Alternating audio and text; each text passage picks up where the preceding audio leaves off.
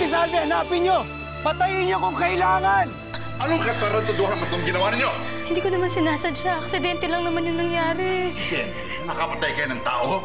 Kasi natakot ako eh. Hindi na ako agad nakapag-isip. Nang malaman ko ang tungkol sa asawa ng Alfred na yan? Bakit hindi ko kayo nagsalita? Para ano pa? Madali naman gawa ng paraan yan, ah. Isa pa, si Salvi, nakita niya ako na nabaril ko si Alec Tasing. Nasaan niya si Salvi ba?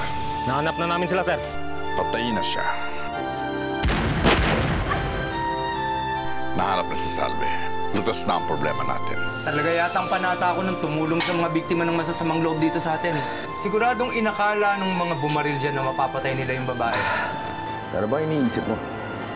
Iniisip ko pa rin kung paano ko mahahanap si Pablo. Taon-taon, sumasama si Pablo sa prosesyon sa bahay nila. Yun ang panatan doon po dito. Baka yun ang pinakamagandang pagkakataon para magawa natin ang plano natin. Isa lang naman ang gusto ko. Ano yan? Gusto kong ako ang pumatay kay Pablo. Hindi mapipigilan ng Derek na yun ang pagtupad ng pamilya ko sa Panata. Kung talagang mapilit ka, then fine. But we have to make sure na may plano tayo for counter-attack. Go, go, go, go! Hello, Django.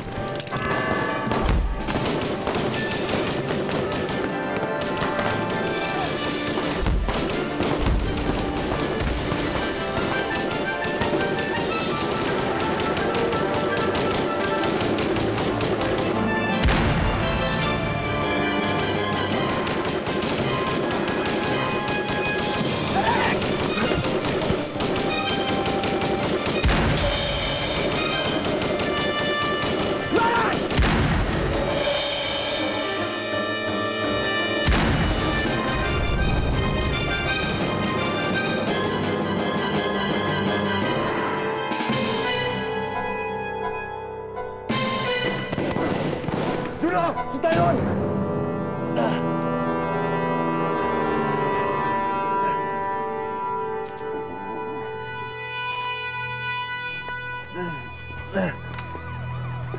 Lawrence! Lawrence! Derek! Dali natin sa ospital! Let's go, guys! Lawrence! Hindi kami nalaban! Hindi kami nag-umpisa! Ano sila? Tumakbo na! Pasalita ka na magpaliwanag! Dali niyo siya sa ospital! Tyron!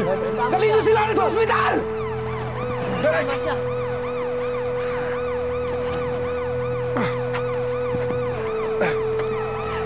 Ay!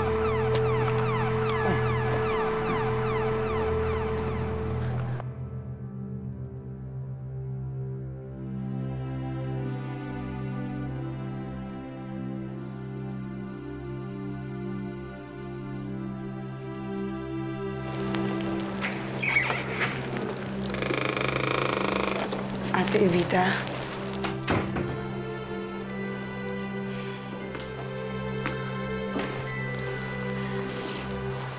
Ate, kanina pa kita hinahanap eh. Totoong nagbabayad ako sa mga pagkukulang ko kay Juno. Mahal na mahal ko silang dalawa ni Derek. At alam mo dito, sa puso ko,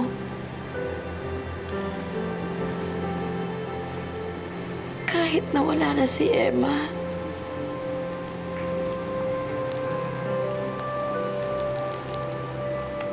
kahit na siguro mawala pa siya ng tuluyan,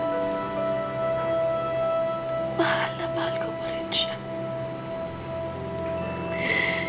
Hindi nagbabago ang pagmamahal ko sa kanya.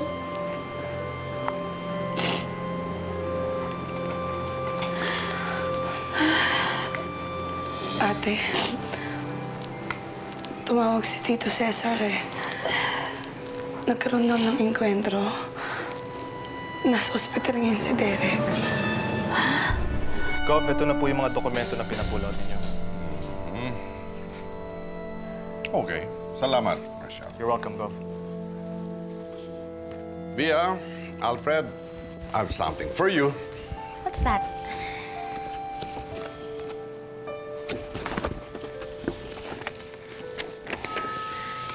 Marriage certificate to ni Alfred at ni Salve, ah. Galing sa Municipio Statistics Office. Right? I thought it best to have them pulled up. Oh, no, thank you so much. You're welcome, Via. Thank you. All right. I'll see you. Bakit nga ba tayo kailangan pang gawa ng fake na death certificate ni Salve? Kung pwede namang mawala ang mga records ng kasal namin. At ngayong hawak na natin yan, wala nang ebidensya na ikinasal kayo ni Salve. Sino naman nagsabi sa'yo na pangahawakan pa natin?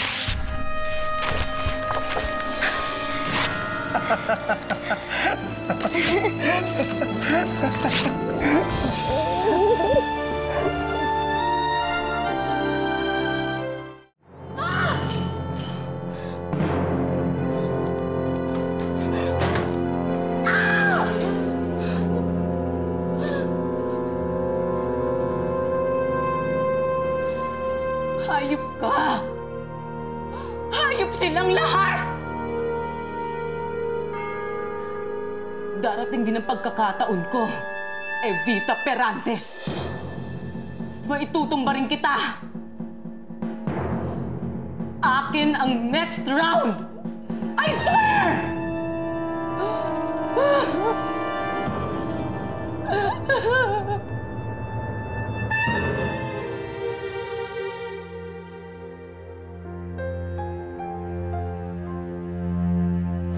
Buti ligtas ka. Nasaan sila, Derek? Anon siya sa huling kama.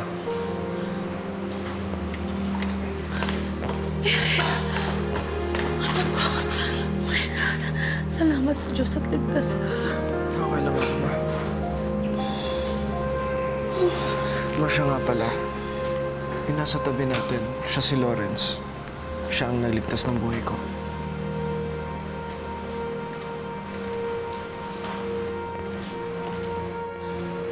Lawrence? Maraming salamat sa pagligtas mo sa anak ko, ha? Wala po yun. Ginawa ko lang po ang dapat. Cesar, anong nangyari? Dinakip na ng mga tao si Gino at Django.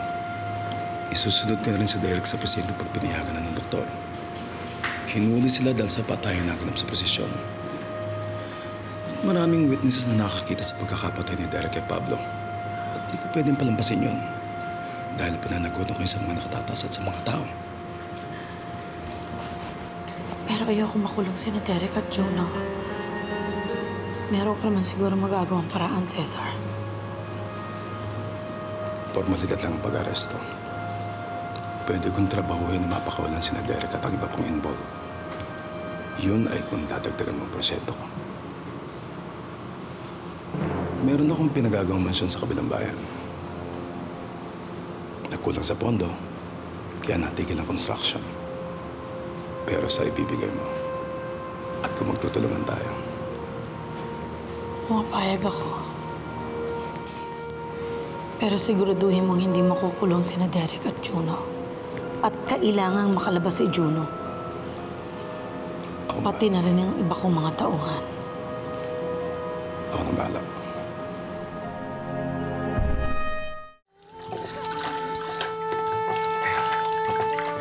Sabihin mo nga sa akin, Derek. Ano bang nagawa sa'yo ng pagpatay mo kay Pablo? Ginawa kong gaya mo, ma. Naging ganito ako dahil sa sitwasyon na hindi ko kontrolado. But you had a choice. Kaya nga kita pinaaral sa States eh. Para doon ka manirahan. Para mailayo kita sa lahat ng ito. Ma, America is a fantasy world. Ayoko mabuhay sa pantasya kung nandito naman itong mundo ng pamilya ko. Ma, nandito na ako. Pinasok ko na to. Gusto ko na itong panindigan eh. Gusto kong patunayan sa sarili ko na karapat-dapat ako sa iniwan ng mundo sa atin ni Papa.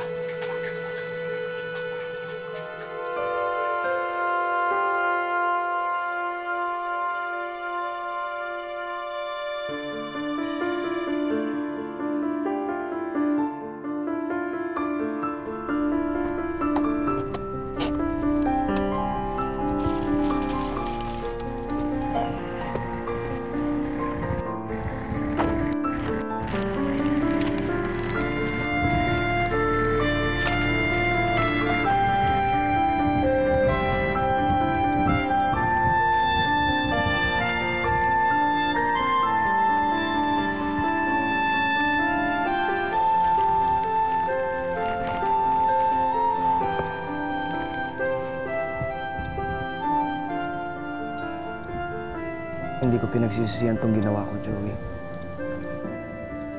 Para to sa'yo. Para mabigyan ng hustisya ang pagkamatay mo.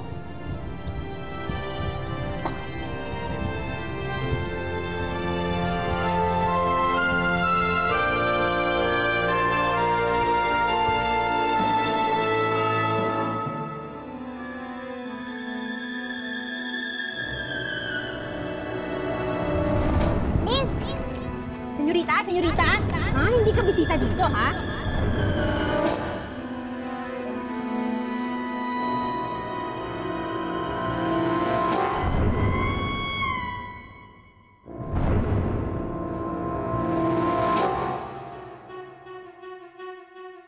Mate! Mate! Ayan! Mas mate!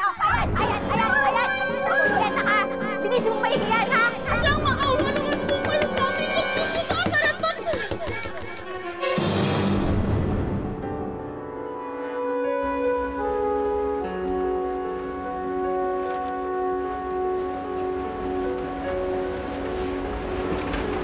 Pinapasok ko na sa iyo ang baril ni Emilio.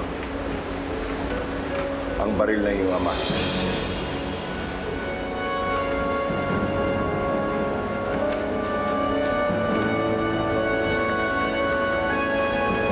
Salamat. Ngayon, Derek, tunay ka ng kasapi ng grupo.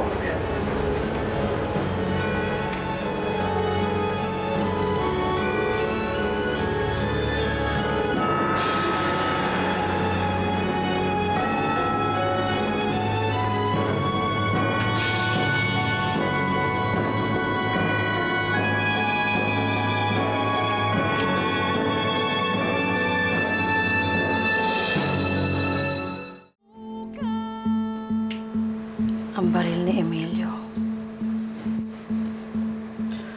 Nakalusong na ako, Ma. Hindi na ako aahon pa.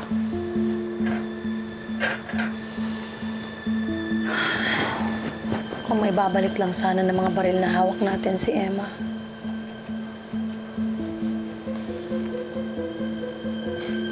Kayo na nga rin ang nagsabi, Ma. That you'll move on and kakalimutan yun lahat ng mga nangyari kay Emma. Ewan ko ba? Pakiramdam ko nandito lang si Emma. Nasa malapit na lugar.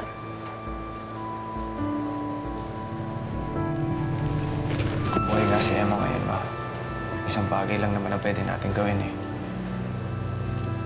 Yun ay umasa na sana nasa mabuting kalagayan siya ngayon.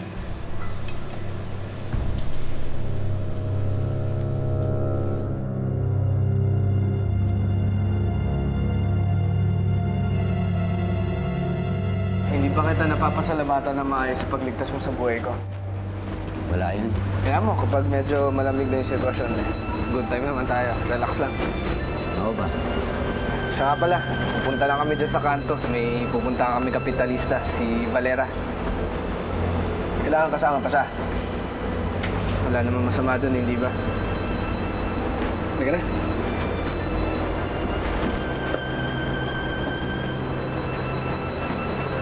Bakit ba hinahayaan mo yun si Derek na sama yung Lawrence na yan? Okay lang yan, Tito. Buti nga may dagdag bodyguard si Derek. Buti sana kung bodyguard ang inaambisyon niyan. Ano? Ewan ko. Basta ingat ka lang. Hindi natin alam ang kalibre ng Lawrence na yan.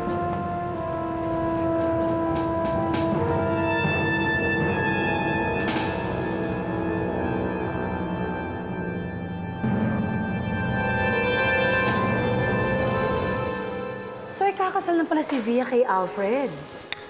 How about that?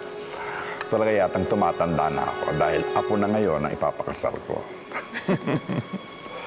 Oh, by the way, Evita, I'm giving an engagement party for them. Sana makadadalo ka. Of course, I'll be there. And I'm also planning to announce my candidacy as governor for the coming election. Governor, may isa pa naman kayong term na pwede niyo pang gamitin, hindi ba? Well, yeah, before I retire. You're not yet old. So, maasahan ko ba ang suporta mo? Alam niyo naman na palagi niyo akong maaasahan.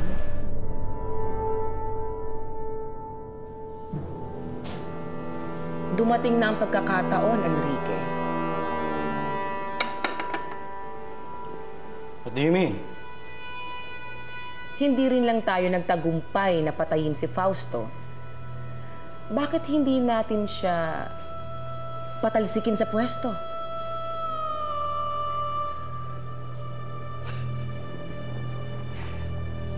Gusto mong tumakbo ako bilang gobernador sa darating na eleksyon? You have my support. At kapag naging gobernador ka na, siguradong itatapon na lang na Evita sa kangkungan si Fausto. At kapag nasa iyo na ang kapangyarihan, nasa ating dalawa, hindi na tayo mahihirapang itumba ang Evita Perantes na yan.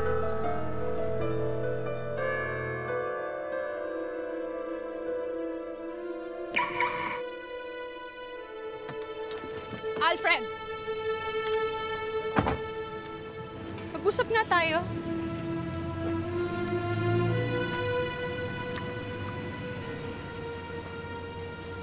Di ba sinabi ko naman sa'yo, maghintay ka na lang sa bahay. Natutuyo na ang mga mata ko sa kahintay sa'yo. Ano na naman problema mo? Nabalitaan kong nakakasalan mo ang Via. Oh. Ano? Patatali ka sa labanos na yan, samantalang ako tong nagpapakamartir para sa'yo. Tanga ka rin pala talaga eh, no? Paano ka pakakasalan si Via? Ikasal pa kami ni Salve. Ano ibig mo sabihin? Peke ang magiging kasal niyo ni Via? Ganun ba? Isipin mo na lang. Pag nakasal na kami ni Via, makukuha na natin lahat ng pag-aari niya. Saka ilang beses ko ba ulitin sa'yo? Ikaw lang mahal ko. Talaga? Ikaw lang. Totoo. Totoo. Okay? Sige na, uwi ka na. Hindi na, uwi na. Uwi na. Dalian mo, ha? Ito. Oh, kaya na yan. Ewan ko ba, merong kable dito, pero para saan yan?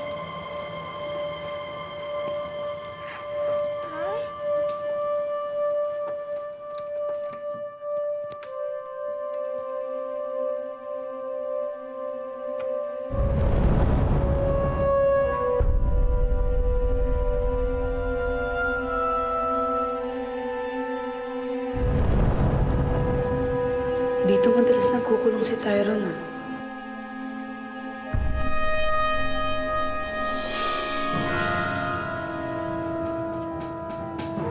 Hayop siya.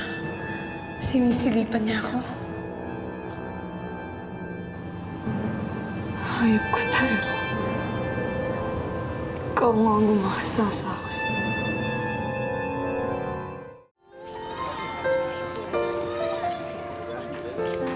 Evita, mabuti naman naisipan mo itong feeding program para sa ating mga kababayan. Alam mo, Bob, ito na ang pinakamagandang paraan para maabot ko naman ang anak kong si Emma. Sana na rin maabot ko ang Diyos. Thank you po, Mrs. Berantes. Gob, malaking tulong po ito sa nutrition ng mga bata, di ba? Walang anuman. Salamat, Chato. Di po ba kayo tatakbo bilang mayor, Mrs. Berantes? Hindi na, Aling Chato. Mas masaya na ako makatulong na lamang. Tama na sa akin yun. Hindi para sa akin ang politika. Ngayon, hindi lang ito ang tatanggapin nyo, ha? Kung bibigyan nyo pa ako ng pagkakataon na mapaglingkuran kayo bilang gobernador. At hindi lang yon, papatayo ko rin ang isang palengke malapit sa tulay natin. Aba, kung ganyan ka, Gobernador, sa'yo na kami susuporta sa sunod na eleksyon. Salamat. Mga kababayan, suportahan natin si Gobernador Fausto sa darating na eleksyon. Mabuhay! Mabuhay! Mabuhay! Hayop ka. Hayop ka. Hayop. Puro yung nangyarinig sa'yo, pasensya!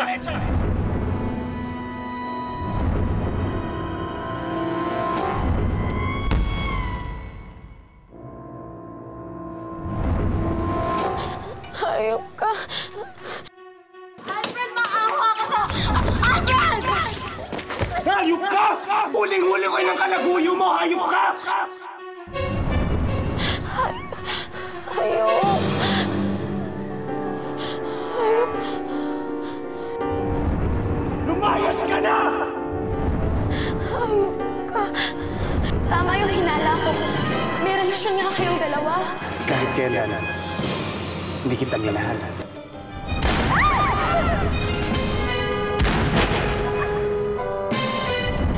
Wag!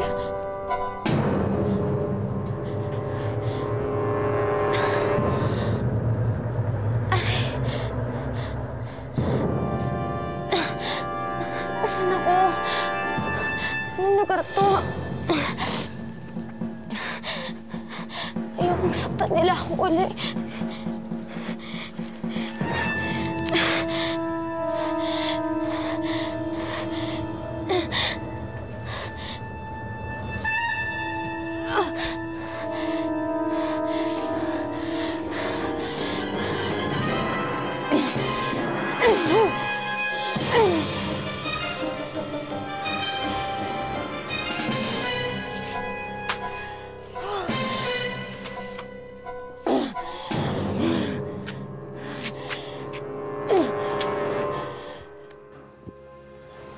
Derek! Ma,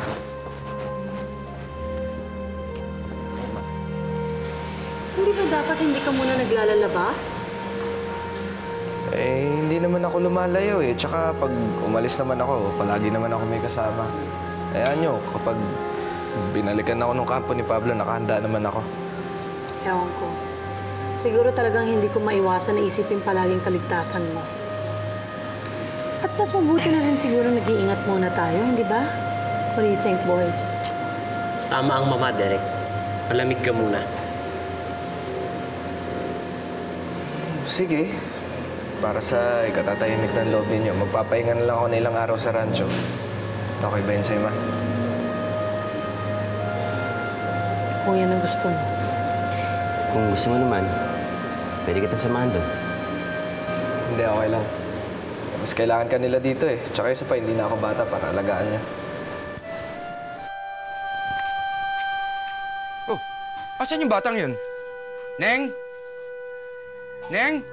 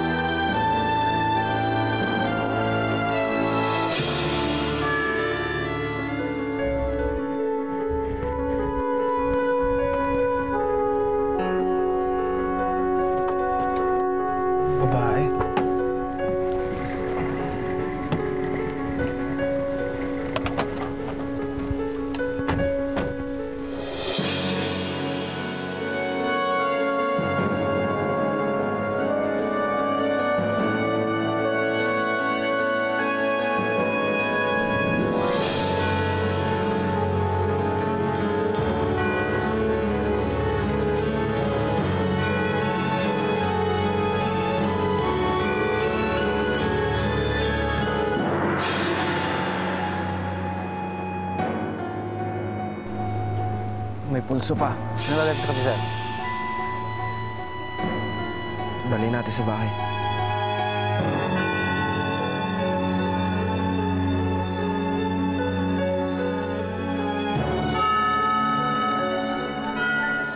May nakita akong kable sa kwarto ko. Konektado sa video room kung saan ka madalas nagkukulong. Bibintangan mo ba ako?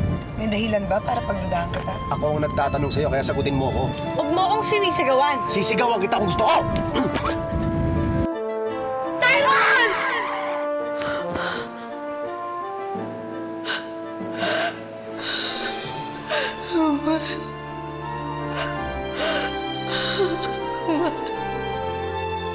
Napakahayop, Tyron. Sino ba tong babaeng to? Bakit ba parang kailangan kitang proteksyonan? Sino ka ba? Bakit parang gusto kita alagaan? Kung sana bukas may babalik ko lang ang dati nating pag-ibig, ang init ng pananabik. Di sana ganito nang hihinayang sa'yo. Kung sana bukas mabawi ko ang lahat na dapat nasa akin lang, di na muling mag-aasam. Sana'y makamtan kung sana bukas.